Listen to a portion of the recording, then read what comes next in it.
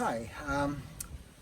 The joys of seeding, taking care of the plant, uh, it comes in form of harvesting. So it's been good 4 months now. So we have done lots of videos where you've seen us working with the plants, showing you how to do the maintenance, how to prepare the soil, what to plant when where to drop the seed, indoor germination, outdoor germination. So what it all comes down to is the sheer joy of being in this hobby comes when you see the ripened fruit on the vines or on the plants or on the tree, and you take it off, take it in the kitchen, cut it and consume it straight away. I mean, the purest definition of being fresh.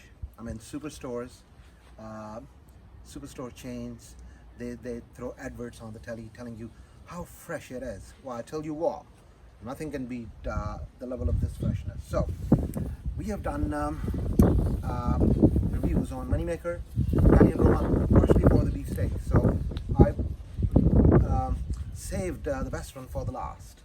Now, this variety of tomatoes is known as Russian Black Krim. It's one of their heirloom varieties. I came across this quite late, to be honest. We were actually in early spring when you have already done indoor germination. I was really into this. I really want to grow Russian Black Krim this year. And I did indoor germination. I got these plants out mid-November. If you would revisit one of my previous videos, I think it was November. So I never expected them to grow this big. I mean, of course, they're not as huge as the Roma and the beefsteak and Moneymaker. But I tell you what, even at this height, the ability to produce fruit of this plant it's better than beefsteak, definitely. If I could show you the flowering. This plant, it produces flowers which are quite different from any other variety. So I've been reading up on this. When this plant would mature, the blossom or the flowers that would come on the plant, it's like a small sunflower. I repeat, it's like a small sunflower. So if you've not grown Russian Black Krim, and if you're planning to do it next year, because we're already at pretty much at the last leg of the summer, so it's too late for you to plant that. But having said that, if you are into growing this plant next year, the bigger the blossom is, the bigger the tomato would be. Have a look at this. Look at the size of these two. Their shoulder, it gets dark green, and due to the weather they're not budging, but the shoulder would be dark green, and then it would convert into really nice purplish black and red color. And it's a treat to eat these. I mean, the best consumption of these tomatoes, if you ask a person like me, I would say in salad and burger. Cooking, I would do it, but you know what? I would still go with the Moneymaker when it comes to cook. This pretty much is, for me, it's a novelty, so I would pretty much use this in salad and burgers, making relishes. That probably would be really good as well, because one of the healthiest variety right now in the market. You won't find this tomato in the supermarket, as per my knowledge. I could be wrong, correct me if I'm wrong, but you won't be able to find this variety in the market. So it is bearing a lot of fruit. At the end of the video, we'll show you the yield of this plant as well.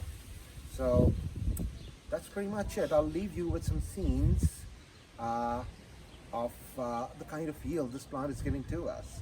If you have any questions, oh yeah, before we leave, I totally forgot one more thing. You know, when you prune the tomato plants, you cut off the laterals in Moneymaker and beefsteak and in Italian Roma. This plant is different.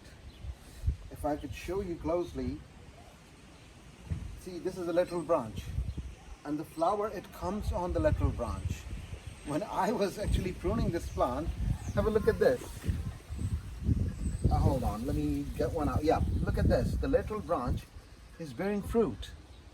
So when they were in the early phase of their life, when I thought that, okay, the plant has started, geometric growth is happening, so we need to ensure that we help the plant to grow exponentially. So I went with my pruning, and I accidentally cut off a few laterals where there were 5 or 6 really big blossoms, and I was gutted after that.